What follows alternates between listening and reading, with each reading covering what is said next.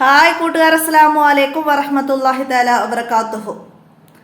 7ാം class English medium school മദ്രസയിലെ അഹ്കാമു തജ്വീദിന്റെ ഒരു model ചോദ്യപേപ്പറുമായിട്ടാണ് ഞാൻ ഇന്ന് വന്നിരിക്കുന്നത്. നമുക്ക് ചോദ്യത്തിലേക്ക് കടക്കാം. ബിസ്മില്ലാഹിർ റഹ്മാനിർ റഹീം.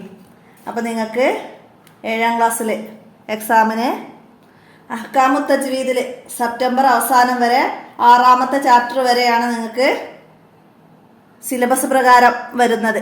അപ്പോൾ അതുവരെയുള്ള പാഠങ്ങളായിരിക്കും എക്സാമിന് എന്ന് നമുക്ക് കരുതാം. അപ്പോൾ അതുവരെയുള്ള പാഠങ്ങൾ ഉൾപ്പെടുത്തി നമുക്ക് ഇന്നത്തെ ഒരു റിവിഷൻ ക്ലാസ്സും. അപ്പോൾ ചോദ്യങ്ങൾ കുറച്ച് പാഠത്തിലേതാണ്. അപ്പോൾ 6ാമത്തെ പാഠം വരെയുള്ള ഒരു റിവിഷൻ ക്ലാസ്സുമാണിത്. നമുക്ക് പാഠത്തിലേക്ക് കടക്കാം. ബിസ്മില്ലാഹിർ റഹ്മാനിർ റഹീം. അപ്പോൾ ആദ്യം ഇവിടെ മാച്ച് ചെയ്യാനാണ്, ചേരുംപടി ചേർക്കാനാണ്. നാവിൻ്റെയും മേലെ മുൻപല്ലുകളുടെയും തല, നമ്മളെ മഹ്റജുകൾ പറഞ്ഞിരുന്നു. നമ്മളെ 4ാമത്തെ പാഠത്തിൽ ബിലിസാനുൻ അറബിയ എന്ന പാഠത്തിൽ നമ്മൾ പറഞ്ഞിട്ടുണ്ട് എന്താണ് അക്ഷരങ്ങളുടെ മഹ്റജുകൾ. അപ്പം അതിൽ പറയുന്നുണ്ട് നാവിൻ്റെയും മേലെ മുൻപല്ലുകളുടെയും തലയും ഏതാണ്? സ ആണ്, കാറ്റോട് കൂടി പുറപ്പെടുന്ന അക്ഷരം. അപ്പം നമുക്ക് ഒന്നാമത്തത് അതടയാളപ്പെടുത്താം. നാവിൻ്റെ തലയും മേലെ മുൻപല്ലുകളുടെ തലകളും കാറ്റില്ലാതെ പുറപ്പെടുന്നത് ദാല്, പുള്ളിയുള്ള ദാലുണ്ട്. അപ്പോൾ അത് മനസ്സിലാക്കണം. അടുത്തതാ നാവിൻ്റെ കൂർത്ത അറ്റം.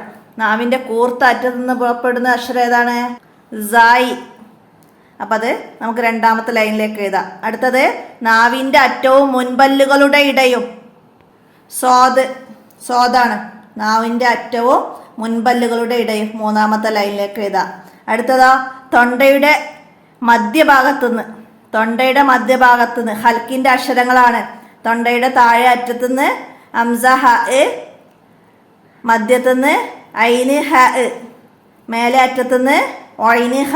അപ്പോൾ ഇവിടെ ഐനാണ്.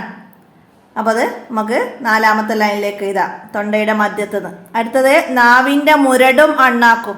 നാവിൻ്റെ മുരടും അണ്ണാക്കും എന്നാണ് കാഫ്. അപ്പോൾ അത് 5ാമത്തെ ലൈനിലേക്ക് എഴുതാം. അപ്പോൾ അതൊക്കെ മനസ്സിലാക്കുക. നമുക്ക് ഇതുപോലെ മറ്റക്ഷരങ്ങളുടേത് മാച്ച് ചെയ്യാൻ വരാം.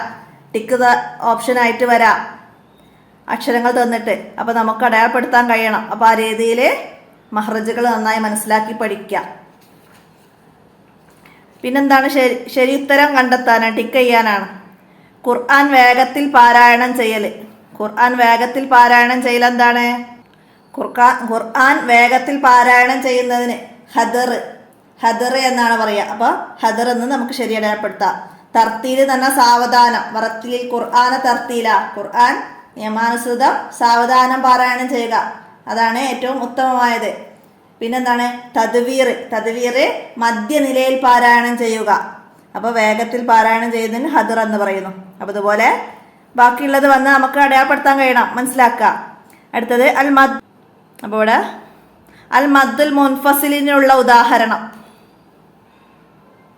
അപ്പോൾ ഇവിടെ മുൻഫസിലാണ്. ഇവിടെ ഇടയിൽ ഫ ഇടാൻ പ്രിന്റിൽ വരാത്തതാണ്. അപ്പോൾ മനസ്സിലാക്കുക. മദ്ദുൽ മുൻഫസിലിനുള്ള ഉദാഹരണം.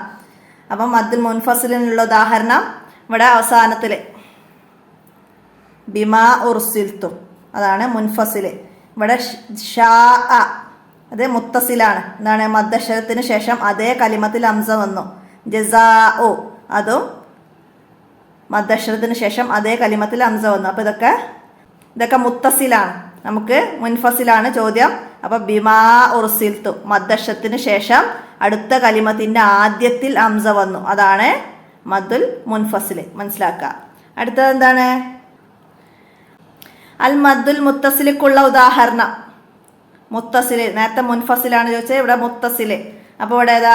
വസ്സമാ, മദ്ദക്ഷരത്തിന് ശേഷം അതേ കലിമത്തിൽ അംസ വന്നു. ഇവിടെ അലാ ഇന്ന അടുത്ത കലിമത്തിലാണ് അംസ. വമാ അദ്റാക്ക ഇവിടെയും അടുത്ത കലിമത്തിലാണ്. അപ്പോൾ അതൊക്കെ മുത്തസിലും മുൻഫസിലും മനസ്സിലാക്കുക. അപ്പോഴാണ് നമുക്കിത് ശരിയാക്കാൻ കഴിയുള്ളൂ. അടുത്തത് എന്താണ്? ഖുർആനിലെ തിലാവത്തിന്റെ സുജൂദുകളുടെ ആയത്ത്. എത്ര ആയത്തുകളിലാണ് തിലാവത്തിന്റെ സുജൂദ് ഉള്ളത്? 14 ആയത്തുകളിലാണ് തിലാവത്തിന്റെ സുജൂദ് ഉള്ളത്. 14 മനസ്സിലാക്കുക. ലി അന്നഹു ബിഹിൽ ഇലാഹു. ഇതെന്താണ്? ഇതിന്റെ ബാക്കി ഇവിടെ വിട്ട ഭാഗം പൂരിപ്പിക്കാനാണ്. എന്താണ് ലി അന്നഹു ബിഹിൽ ഇലാഹു അൻസല. നമ്മളെ ഒന്നാമത്തെ പാഠത്തിൽ അൽ ഇമാം മുഹമ്മദ് ബിനു ജസിരി റളിയല്ലാഹു അൻഹു പറയുന്നുണ്ട് ഒരു ബൈത്ത്. അപ്പം അതിൽ നിന്നാണ് ഇത് വന്നത്. അപ്പോൾ ആ ബൈത്ത് നന്നായി മനസ്സിലാക്കുക. ഇതുപോലെ മറ്റു ലൈനുകളും വിട്ട ഭാഗം പൂരിപ്പിക്കാൻ വരും. മനസ്സിലാക്കി പഠിക്കുക. അടുത്തത് എന്താണ്? ഒറ്റ വാക്കിൽ ഉത്തരം എഴുതാനാണ്. ഖുർആൻ പാരായണത്തിൽ ഏറ്റവും പുണ്യം ലഭിക്കുന്ന രീതി ഏതാണ്? ഖുർആൻ പാരായണത്തിൽ ഏറ്റവും പുണ്യം ലഭിക്കുന്ന രീതി തർത്തീലായി പാരായണം ചെയ്യണം. ഹദറിനേക്കാളും തദ്വീറിനേക്കാളും പുണ്യം ലഭിക്കുക തർത്തീലായി പാരായണം ചെയ്യുമ്പോഴാണ്. അപ്പോൾ ഇവിടെ തർത്തീലായി പാരായണം ചെയ്യണം. തർത്തീൽ അത് എഴുതാം. അടുത്തത് എന്താണ്? അൽ മദ്ദുൽ അസ്ലിന്റെ ദൈർഘ്യം എത്ര? അസ്ലി എത്ര നീട്ടണം? എത്ര നീട്ടിയാണ് ഓതേണ്ടത്? അപ്പോൾ നമ്മൾ എന്താ പഠിച്ചത്? ഹർക്കത്തുള്ള രണ്ടക്ഷരം മൊഴിയുന്ന സമയമാണ് മദ്ദുൽ അസ്ലിന്റെ ദൈർഘ്യം. ഇത് ഒരു അലിഫിന്റെ ഖദർ എന്നാണ് പറയുക. അപ്പോൾ ഇവിടെ അസ്ലിന്റെ ദൈർഘ്യം എത്രയെന്ന് ചോദിച്ചാൽ ഒരു അലിഫിന്റെ ഖദറാണ് അസ്ലിയായ മദ് നീട്ടേണ്ടത്. മനസ്സിലാക്കുക. ഒരു അലിഫിന്റെ ഖദർ. ഒരു അലിഫിനേക്കാൾ കൂടുതൽ മദ്ദുൽ അസ്ലി നീട്ടാൻ പാടുള്ളതല്ല. മനസ്സിലാക്കുക. അടുത്തത് എന്താണ്? മധ്യനിരയിലുള്ള ഖുർആൻ പാരായണത്തിന് പറയുന്ന പേരെന്ത്? മധ്യനിരയിൽ ഓതുന്നതിന് എന്താ പറയുക? തദ്വീർ എന്നാണ്. നമ്മൾ നേരത്തെ പറഞ്ഞിരുന്നു തദ്വീർ, മധ്യനിലയിൽ പാരായണം ചെയ്യുക. അപ്പം മധ്യനിലയിൽ പാരായണം ചെയ്യുന്നതിന് തദ്വീർ എന്ന് പറയുന്നു. അതുപോലെ മറ്റതൊക്കെ ചോദിക്കാം, തർത്തീല്, ഹദറൊക്കെ. അടുത്തത് എന്താണ്? മദ്ദുൽ അസ്ലിന്റെ മറ്റൊരു പേര് എഴുതുക. മദ്ദുൽ അസ്ലിന്റെ മറ്റൊരു പേരെന്താണ്? മദ്ദുൽ അസ്ലീന് മദ്ദു തൊബഇയ്യ എന്നും പേരുണ്ട്. മദ്ദു തൊബഇയ്യ. അപ്പോൾ അത് എഴുതുക. അടുത്തതെന്താ? മദ്ദക്ഷരങ്ങൾ ഏതൊക്കെയാണ്? അലിഫ്, വാവ്, യാ. ഇതാണ് മദ്ദക്ഷരങ്ങൾ. ഫതഹയെ നീട്ടാൻ അലിഫും ലമ്മയെ നീട്ടാൻ വാവും കസ്രയെ നീട്ടാൻ യാവും ഉപയോഗിക്കുന്നു. മദ്ദക്ഷരങ്ങൾ അലിഫ്, വാവ്, യാ. മനസ്സിലാക്കുക. ഒറ്റ വാചകത്തിൽ ഉത്തരം എഴുതണം. എന്താണ് തജ്വീദ്? അക്ഷരങ്ങളുടെ മഹ്റജുകൾ, സിഫത്തുകൾ, ഹുക്കുമുകൾ എന്നിവ പാലിച്ച് ഉച്ചാരണം നന്നാക്കുന്നതിനാണ് തജ്വീദ് എന്ന് പറയുന്നത്. അക്ഷരങ്ങളുടെ മഹ്റജുകൾ, സിഫത്തുകൾ, ഹുക്കുമുകൾ എന്നിവ പാലിച്ച് ഉച്ചാരണം നന്നാക്കുന്നതിനാണ് തജ്വീദ് എന്ന് പറയുന്നത്. മനസ്സിലാക്കുക. അടുത്ത എന്താണ്? റസ്മുൽ ഉസ്മാനി എന്നാൽ എന്താണ് റസ്മുൽ ഉസ്മാനി? മൂന്നാമത്തെ പാഠം റസ്മുൽ ഉസ്മാനി നമ്മൾ പഠിച്ചിട്ടുണ്ട്. എന്താണ്? പരിശുദ്ധ ഖുർആനിന്റെ ഭാഷ അറബിയാണെങ്കിലും സാധാരണ അറബി എഴുത്തിന്റെ പൊതു നിയമത്തിൽ നിന്ന് വ്യത്യസ്തമായാണ് ഖുർആനിലെ പദങ്ങളുടെ എഴുത്ത്. ഈ എഴുത്ത് രീതിയാണ് റസ്മുൽ ഉസ്മാനി. പരിശുദ്ധ ഖുർആനിന്റെ ഭാഷ അറബിയാണെങ്കിലും സാധാരണ അറബി എഴുത്തിന്റെ പൊതു നിയമത്തിൽ നിന്ന് വ്യത്യസ്തമായാണ് ഖുർആനിലെ പല പദങ്ങളും എഴുതുന്നത്. ഈ എഴുത്ത് രീതിക്കാണ് റസ്മുൽ ഉസ്മാനി എന്ന് പറയുന്നത്. ഈ രീതിക്ക് വിരുദ്ധമായി ഖുർആൻ എഴുതാൻ പാടില്ല. മനസ്സിലാക്കുക. ഏത് രീതിക്ക്? റസ്മുൽ ഉസ്മാനിക്ക് വിരുദ്ധമായിട്ട് ഖുർആൻ എഴുതാൻ പാടില്ല. അങ്ങനൊക്കെ ചോദ്യം വരാൻ മനസ്സിലാക്കുക. അടുത്ത സൂറത്തു തീന്, സൂറത്തുൽ മുൽക്ക് എന്നീ സൂറത്തുകൾ ഓതിയാൽ എന്ത് ചൊല്ലണം? എന്താ ചൊല്ലേണ്ടത്? നിങ്ങളാ മൂന്നാമത്തെ പാഠഭാഗത്ത് പറയുന്നുണ്ട്. അത് എന്താണ്? സൂറത്തു തീന് പാരായണം ചെയ്തു കഴിഞ്ഞാൽ ബലാവാന അലാ ദാലിക മിനശാഹിദീൻ എന്ന് ചൊല്ലണം. അതുപോലെ സൂറത്തുൽ മുൽക്ക് പാരായണം ചെയ്തു കഴിഞ്ഞാൽ അല്ലാഹു റബ്ബുൽ ആലമീൻ എന്ന് ചൊല്ലലും സുന്നത്തുണ്ട്. അതുപോലെ മറ്റു സൂറത്തുകൾ നമ്മൾ പറഞ്ഞിട്ട് എന്തൊക്കെയാണ്? സബ്ബിഹിസ്മ റബ്ബിക്കൽ അഅല പോലുള്ള തസ്ബീഹിന്റെ ആയത്തോതുമ്പോൾ സുബ്ഹാനല്ലാ എന്ന് ചൊല്ലണം. തസ്ബീഹിന്റെ ആയത്തോതുമ്പോൾ എന്താണ് ചൊല്ലേണ്ടത്? എന്ത് ചൊല്ലലാണ് സുന്നത്തുള്ളത്? അതൊക്കെ ചോദ്യം വരാം. എന്താണ്? സുബ്ഹാനല്ലാ എന്ന് ചൊല്ലൽ സുന്നത്താണ്. അതുപോലെ സൂറത്തുൽ ആഷിയയിലെ സുമ്മ ഇന്ന അലൈന ഹിസാബഹും എന്ന് ഓതിയാൽ അല്ലാഹുമ്മ യസ്സിർ അലൈന ഹിസാബന എന്ന് ചൊല്ലലും സുന്നത്തുണ്ട്. അപ്പോൾ അതൊക്കെ മനസ്സിലാക്കുക. അടുത്തത് ഐനിന്റെ മഹ്റജ് ഏത്? അത് എങ്ങനെ ഉച്ചരിക്കണം? ഐനിന്റെ മഹ്റജ് തൊണ്ടയുടെ മുകൾ ഭാഗമാണ്. ഐന് നമ്മൾ നേരത്തെ പറഞ്ഞിരുന്നു. തൊണ്ടയുടെ മുകൾ ഭാഗത്ത് നിന്നാണ് ഐന്. ഇത് എങ്ങനെ ഉച്ചരിക്കണം എന്ന് ചോദിച്ചാൽ ഇവിടെ നിന്ന് കാറ്റില്ലാതെ തഫീമോടെ പുറപ്പെടണം. ഇവിടെ നിന്ന് കാറ്റില്ലാതെ തഫീമോടെ പുറപ്പെടുന്നു. അപ്പം അത് എഴുതുക, മനസ്സിലാക്കുക. അതുപോലെ നാവിൻ്റെ മുരട് അണ്ണാക്കുമാണ് കാഫ്. ഇവിടെ നിന്ന് കാറ്റില്ലാതെ തഫീമോടെ പുറപ്പെടുന്നു. അപ്പം അങ്ങനെ മനസ്സിലാക്കി പഠിക്കുക. അതുപോലെ വേറെ അക്ഷരങ്ങൾ വന്ന് നമുക്ക് എഴുതാൻ കഴിയണം, മനസ്സിലാക്കുക. അടുത്ത എന്താണ്? മദ് എത്ര ഇനം ഏതെല്ലാം? മദ് 2 ഇനം. മദ് 2 ഇനാണ്. മദ്ദുൽ അസ്ലി, മദ്ദുൽ ഫർഇ. അടുത്ത ഇനി ഉപന്യസിക്കാനാണ്. റസ്മുൽ ഉസ്മാനിയിലെ പ്രധാനപ്പെട്ട 6 നിയമങ്ങൾ. റസ്മുൽ ഉസ്മാനിയിലെ പ്രധാനപ്പെട്ട 6 നിയമങ്ങൾ പറയുന്നുണ്ട്. എന്തൊക്കെയായിരുന്നു? അപ്പോൾ അതിനെക്കുറിച്ച് വിശദമായിട്ട് എഴുതണം. നിങ്ങൾ 2ാമത്തെ പാഠാണത്. അപ്പം അത് പറയുന്നുണ്ട്. എന്താണ്? ഹദഫ്, അക്ഷരം ഒഴിവാക്കൽ.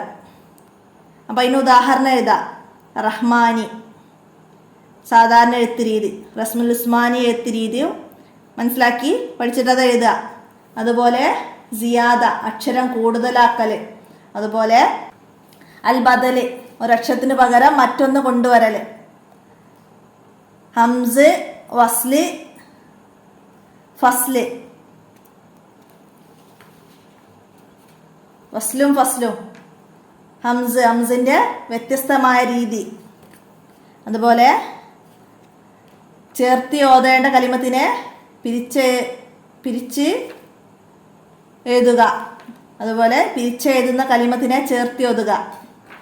അപ്പോൾ അതിനൊക്കെ പറയുന്ന പേരുകളൊക്കെ മനസ്സിലാക്കുക. പിരിച്ചെഴുതുന്ന കലിമത്തിനെ ചേർത്ത് എഴുതലാണ് വസ്ല്. ചേർത്ത് എഴുതേണ്ടതിനെ 2ആയി പിരിച്ചെഴുതലാണ് ഫസ്ല്. ഒക്കെ മനസ്സിലാക്കുക. നമുക്ക് ടിക്ത ഓപ്ഷനായിട്ടൊക്കെ വന്നാൽ നമുക്ക് മനസ്സിലാക്കാൻ കഴിയണം. അതുപോലെ 6ാമത്തത് മാഫി കിറാത്താനി ഫക്കുത്തിബ ബെഹദാഹുമ. 2 വിധം കിറാത്തുള്ള പദങ്ങൾ ഒരു കിറാത്ത് പ്രകാരം എഴുതും. അപ്പോൾ അതൊക്കെ മനസ്സിലാക്കിയിട്ട് നമുക്ക് ഇത് കംപ്ലീറ്റ് ആക്കാൻ കഴിയണം. ഉദാഹരണമൊക്കെ സഹിതം എഴുതാൻ മനസ്സിലാക്കുക. അടുത്തത് മദ്ദുൽ മുത്തസിൽ വൽ മുൻഫസിൽ. എന്താണ് മുത്തസിൽ എന്നും മുൻഫസിൽ എന്നും എഴുതാൻ കഴിയണം. നിങ്ങൾ 6ാമത്തെ പാഠത്തിലാണ് അത് വിശദമായിട്ട് പറയുന്നത്, മനസ്സിലാക്കുക. എന്താണ്? മദ്ദക്ഷരത്തിന് ശേഷം ഹംസ വരുന്നത് 2 രൂപത്തിലാണ്. വസമായി എന്നതിൽ മദ്ദക്ഷരവും ഹംസയും ഒരേ പദത്തിലും, മമാ അദ്റാക്ക എന്നതിൽ ഒരു പദത്തിൻ്റെ അവസാനം മദ്ദക്ഷരവും അടുത്ത പദത്തിൻ്റെ ആദ്യക്ഷരം ഹംസയും വന്നു. അപ്പോൾ അവിടെ മുത്തസിലും മുൻഫസിലും മനസ്സിലാക്കുക. അപ്പോൾ അത് ഒരേ പദത്തിൽ മദ്ദക്ഷരവും ഹംസയും വന്നാൽ മുത്തസിൽ, ഒരു പദവും അടുത്ത പദത്തിൻ്റെ ആദ്യത്തിൽ ഹംസയും വന്നാലാണ് മുൻഫസിൽ. അപ്പോൾ അതൊക്കെ നന്നായി മനസ്സിലാക്കി പാഠഭാഗം തന്നെ നന്നായി മനസ്സിലാക്കി പഠിക്കുക. അസ്ലിയായ മദ്ദിനേക്കാൾ നീട്ടൽ വാജിബാണ്. 3 അലിഫിൻ്റെ കദർ, അതായത് 6 ഹർക്കത്ത്. 3 അലിഫിൻ്റെ കദർ 6 ഹർക്കത്ത് വരെ നീട്ടാവുന്നതാണ് മുത്തസിലും മുൻഫസിലും. അപ്പം അത് അതിനെക്കുറിച്ച് 5 വരി കുറയാതെ എഴുതാൻ കഴിയണം.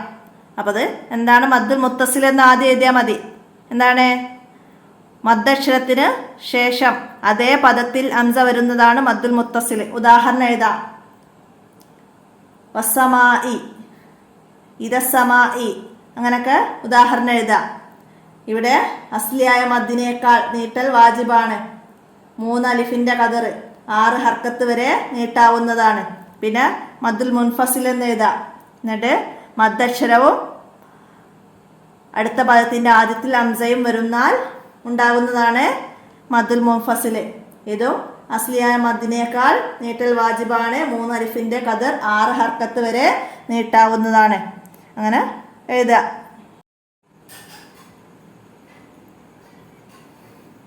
മുത്തസിലോ മുൻഫസിലോ ആയ മദ്ദുകൾ ഒരേ സമയത്തുള്ള ഖിറാഅത്തിൽ വന്നാൽ മുത്തസിലുകൾ തുല്യമായും മുൻഫസിലുകൾ തുല്യമായും നീട്ടി പാരായണം ചെയ്യണം. അതൊക്കെ നമ്മൾ ആ പാഠത്ത് പഠിക്കുന്നുണ്ട്. അപ്പോൾ അതൊക്കെ മനസ്സിലാക്കി പഠിക്കുക. അപ്പോൾ ഇത്രയാണ് ഈ മോഡൽ ചോദ്യ പേപ്പറിൽ പറയുന്നത്. അപ്പോൾ പാഠഭാഗങ്ങൾ നന്നായി മനസ്സിലാക്കുക. മദ്ദക്ഷരവും ഹംസയും ഒരേ പദത്തിൽ വന്നതിന് ഉദാഹരണം. അതേപോലെ മദ്ദക്ഷരവും അടുത്ത കലിമത്തിൽ ഹംസയും വന്നതിന് ഉദാഹരണം. അതൊക്കെ ചോദ്യം വരും. മദ്ദുൽ ഫർഈ എന്നാൽ എന്ത്, മദ്ദുൽ മുത്തസിൽ എന്നാൽ എന്ത്, മദ്ദുൽ മുൻഫസിൽ എന്നാൽ എന്ത്, മദ്ദുൽ മുത്തസിൽ മുൻഫസിൽ ഒക്കെ നന്നായി മനസ്സിലാക്കുക. അതുപോലെ ഒരു വേർഡ്സ് തന്നിട്ട് അതിലുള്ള മദ്ദ് ഏതാണെന്ന് ചോദിക്കും. കൂ അംഫുസക്കും, വസ്സമാഇ വത്താരിക്ക്, അതിലൊക്കെ വന്ന മദ്ദ് ഏതാണെന്ന് ചോദ്യം വരും. അപ്പോൾ അതൊക്കെ മനസ്സിലാക്കുക. മദ്ദുൽ അസ്ലീന് പറയുന്ന മറ്റൊരു പേര് നമ്മൾ പറഞ്ഞു അല്ലേ, മദ്ദു തൊബഈ എന്നാണ്. മദ്ദുൽ അസ്ലി നീട്ടാൻ പാടില്ലാത്ത അളവ് എത്രയാണ്? നീട്ടാൻ പാടില്ലാത്ത അളവ് ഒരു അലിഫിനേക്കാൾ കൂടുതൽ മദ്ദുൽ അസ്ലി നീട്ടാൻ പാടില്ല. മനസ്സിലാക്കുക. ഫത്തഹയുടെ ശബ്ദത്തെ നീട്ടുന്നതാണ് എന്ത്? അലിഫ്. കസ്റയുടെ ശബ്ദത്തെ നീട്ടുന്നതാണ് യാ. ലമ്മയുടെ ശബ്ദത്തെ നീട്ടുന്നതാണ് വാവ്. നാലാമത്തെ പാഠത്തുനിന്ന് മഹ്റജുകളെ കുറിച്ചിട്ട് നന്നായി മനസ്സിലാക്കി പഠിക്കുക. അത് ഏത് അക്ഷരമാണ്, എങ്ങനെയാണ് ചോദിക്കുക എന്ന് നമുക്ക് പറയാൻ പറ്റില്ല. അപ്പം അത് നന്നായി മനസ്സിലാക്കുക. മൂന്നാമത്തെ പാഠത്തുനിന്ന് സജദയുടെ ആയത്തോതിയാൽ സുജൂദ് ചെയ്യണം. തിലാവത്തിൻ്റെ സുജൂദ് എന്നാണ് പറയുക. അപ്പോൾ തിലാവത്തിൻ്റെ സുജൂദിൽ എന്താണ് ചൊല്ലേണ്ടത്? സജദ വജ്ഹിയ ലില്ലദി ഖലഖഹു വസവ്വറഹു വശക്കഹു സംഅഹു വബസറഹു ബിഹൗലി വഖുവ്വത്തിൻ വതബാറകല്ലാഹു അഹ്സനുൽ ഖാലിഖീൻ. തിലാവത്തിൻ്റെ സുജൂദിൽ ചൊല്ലേണ്ടത് അതാണ്. ഈ ദിക്ർ മനപ്പാടമില്ലാത്തവർ സുബ്ഹാന റബ്ബിയൽ അഅ്ലാ വബിഹംദിഹി എന്ന് 3 തവണ ചൊല്ലിയാൽ മതി. ഏത് സൂറത്ത് പാരായണം ചെയ്താലാണ് ബലാവാന അലാ ദാലിക മിനശ് ഷാഹിദീൻ എന്ന് പറയേണ്ടത്? അങ്ങനെ ചോദ്യം വന്നാൽ എന്താ നമ്മൾ? സൂറത്തു തീന് പാരായണം ചെയ്താലാണ്. അതുപോലെ മറ്റു സൂറത്തുകളുടേതൊക്കെ ചോദിക്കാം. സൂറത്തുൽ മുൽക്ക് പാരായണം ചെയ്ത് നമുക്ക് നേരത്തെ പറഞ്ഞു, മനസ്സിലാക്കുക. ഖുർആനിൽ 14 സ്ഥലങ്ങളിലാണ് തിലാവത്തിൻ്റെ സുജൂദ് ചെയ്യേണ്ടത്. ഈ സുജൂദിന് ഫർളുകളും ഷർത്തുകളും സുന്നത്തുകളും ഒക്കെ ഉണ്ട്. അല്ലാഹു തആലയുടെ റഹ്മത്ത് പരാമർശിക്കുന്ന ആയത്ത് ഓതുമ്പോൾ കാരുണ്യം ചോദിക്കുകയും അദാബിനെ കുറിച്ച് പരാമർശിക്കുന്ന ആയത്തോതിയാൽ കാവൽ തേടുകയും വേണം. ഖുർആനിൽ അദാബിനെ കുറിച്ച് പറയുന്ന ആയത്ത് ഓതുമ്പോൾ എന്ത് ചെയ്യണം? ചോദ്യം വന്നാലാ എന്താണ്? കാവൽ തേടണം. അതുപോലെ ഖുർആനിൽ റഹ്മത്ത് പരാമർശിക്കുന്ന ആയത്ത് ഓതുമ്പോൾ എന്ത് ചെയ്യണം എന്ന് വെച്ചാൽ കാരുണ്യം ചോദിക്കണം. ഖുർആൻ പാരായണത്തിൻ്റെ അദബുകളിൽ നിന്ന് 2 എഴുതുക. എന്നാൽ എന്താ എഴുതാ നമുക്ക്? കിബിലക്ക് അഭിമുഖമായിരിക്കുക, നല്ല വസ്ത്രം ധരിക്കുക, ബഹുമാനത്തോടെ മുസഫ് പിടിച്ച എല്ലാ അദബുകളും പാലിച്ച് ഖുർആൻ ഓതുക. ഖുർആൻ പാരായണത്തിൻ്റെ അദബുകളിൽ നിന്ന് 2 എഴുതുക എന്ന് വെച്ചാൽ കിബിലക്ക് അഭിമുഖമായിരിക്കുക, നല്ല വസ്ത്രം ധരിച്ച് ബഹുമാനത്തോടെ ഓതുക. അങ്ങനെയൊക്കെ നമുക്ക് എഴുതി കൊടുക്കാം. റസ്മുൽ ഉസ്മാനിയെ കുറിച്ച് നമ്മൾ നേരത്തെ പറഞ്ഞു. അപ്പോൾ അതൊക്കെ മനസ്സിലാക്കുക. അപ്പോൾ ഒരു എഴുത്ത് രീതി തന്നിട്ട് സ്വലാ എന്നതിൻ്റെ റസ്മുൽ ഉസ്മാനി എഴുത്ത് രീതി തരും. അപ്പോൾ ഇത് ഏതിന് ഉദാഹരണമാണ്? ബദല്, ഒരക്ഷരത്തിന് പകരം മറ്റൊന്ന് കൊണ്ടുവന്നതാണ് സ്വലാ എന്നത്. അപ്പോൾ അതൊക്കെ മനസ്സിലാക്കുക. അങ്ങനെ ഹദ്ഫിൻ്റെതും സിയാദയുടേതൊക്കെ തന്നാൽ നമുക്ക് മനസ്സിലാക്കി എഴുതാൻ കഴിയണം. ആ രീതിയിൽ ആ പാഠഭാഗം നന്നായി പഠിക്കുക. നമ്മൾ ഫസ്റ്റത്തെ പാഠത്തിലെ ഒരു ബൈത്ത് പറഞ്ഞിരുന്നു, അതിൻ്റെ മാച്ച് ചെയ്യാനുള്ളത് ഇവിടെ തന്നിട്ടുണ്ട് പാഠഭാഗത്തിൽ. അപ്പോൾ അതൊക്കെ മനസ്സിലാക്കി പഠിക്കുക. വിശുദ്ധ ഖുർആനിൻ്റെ 3 പ്രത്യേകതകൾ എഴുതാൻ പറഞ്ഞാലോ? വിശുദ്ധ ഖുർആൻ അന്ത്യനാൾ വരെ നിലനിൽക്കും. അതിൻ്റെ പാരായണത്തിന് പ്രത്യേക നിയമങ്ങളുണ്ട്, അതിന് പ്രത്യേക എഴുത്ത് രീതിയുണ്ട്. അതൊക്കെ നമുക്ക് എഴുതാം. ഖുർആൻ തർത്തീലായി പാരായണം ചെയ്യണം എന്നതിനെക്കുറിച്ച് ഖുർആനിൽ വന്ന ആയത്ത് ഏതാണ്? വറത്തിലിൽ ഖുർആന തർത്തീല. അപ്പോൾ എല്ലാ പാഠങ്ങളും നന്നായി മനസ്സിലാക്കി പഠിക്കുക. അപ്പോൾ ഇത്രയും ഉൾപ്പെടുത്തി ഇന്നത്തെ വീഡിയോ ഇവിടെ ഞാൻ അവസാനിപ്പിക്കുകയാണ്. എല്ലാവരും ഉപകാരപ്പെടുത്തുക. വീഡിയോ കൂട്ടുകാർക്കൊക്കെ ഷെയർ ചെയ്ത് കൊടുക്കുക. നമുക്ക് അടുത്ത ചോദ്യപേപ്പറുമായി അടുത്ത വീഡിയോയിൽ കാണാം. അസ്സലാമു അലൈക്കും വറഹ്മത്തുള്ളാഹി വബറകാതുഹു.